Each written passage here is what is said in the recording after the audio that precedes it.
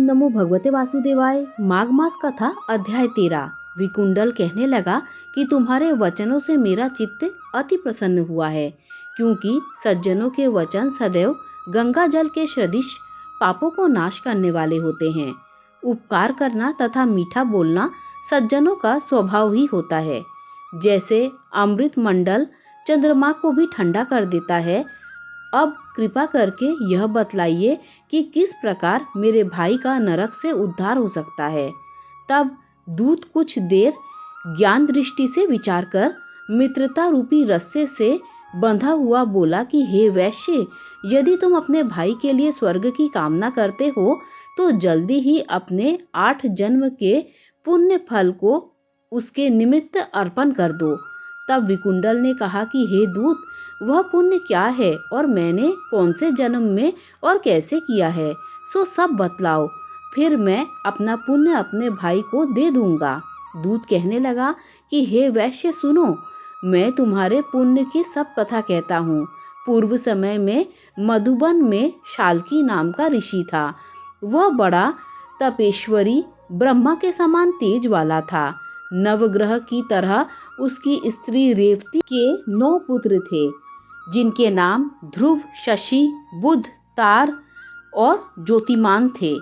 इन 5 ने गृहस्थ आश्रम धारण किया तथा निर्मोह, जितमाय, ध्याननिष्ठ और गुणातग ये चारों संन्यास ग्रहण कर वन में रहने लगे। ये शिखा सूत्र से रहित पत्थर और सोने को समान समझते थे।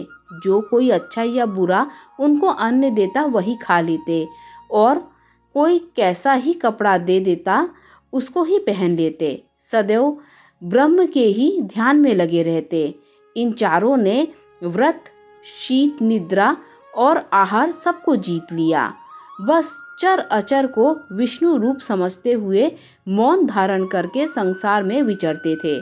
ये चारों महात्मा तुम्हारे घर आए, तब तुमने मध्याह्न के समय भूखे प्यासे इनको आंगन में देखा तो तुमने गदगद कंठ से आंखों में आंसू भरकर इनको नमस्कार करके इनका बड़ा आदर सत्कार किया। इनके चरणों को धोकर बड़े प्रेम से तुम इनसे कहने लगे कि आज मेरे अहोभाग्य हैं, मेरा जन्म सफल हुआ, मुझ पर भगवान प्रसन्न हुए, मैं सनाथ हुआ, मेरे माता पिता पत्नी पुत्र गौ आदि सभी धन्य हैं, जो आज मैंने हरि के सदृश आपके दर्शन किए। सो हे वैश्य, इस प्रकार तुमने श्रद्धा से उनका पूजन किया और चरण धोकर जल को मस्तक से लगाया। फिर विधि पूर्वक इनका पूजन करके तुमने इन सन्यासियों को भोजन कराया। इन सन्यासियों ने भोजन करके रात को तुम्हारे घर में विश्राम किया और ब्रह्मा के ध्यान में लीन हो गए। इन सन्यासियों के सत्कार से जो पुण्य तुमको मिला है सो मैं भी कहने में असमर्थ हूँ, क्योंकि सब भूतों में प्राणी श्रेष्ठ है। प्राणियों में बुद्धि वाले, बुद्धि वालों में मनुष्य, मनुष्य में ब्राह्मण, विद्वानों में पुण्यात्मा और पुण्यात्मा में ब्रह्म ज्ञानी सर्वश्रेष्ठ है। ऐसी ही संगति से बड़े बड़े पाप नष्ट हो जाते हैं। यह पुण्य तुमने अपने पहले 8वें जन्म में किया था। सो यदि तुम अपने भाई को नरक से मुक्त कराना चाहते हो तो यह पुण्य दे दो। सो दूत के ऐसे वाक्य सुनकर उसने प्रसन्न चित्त से अपना पुण्य अपने भाई कुंडल को दे दिया और वह नरक से मुक्त हो गया और दोनों भाई देवताओं से पूजित किए गए। तब दूत अपने स्थान को चला गया।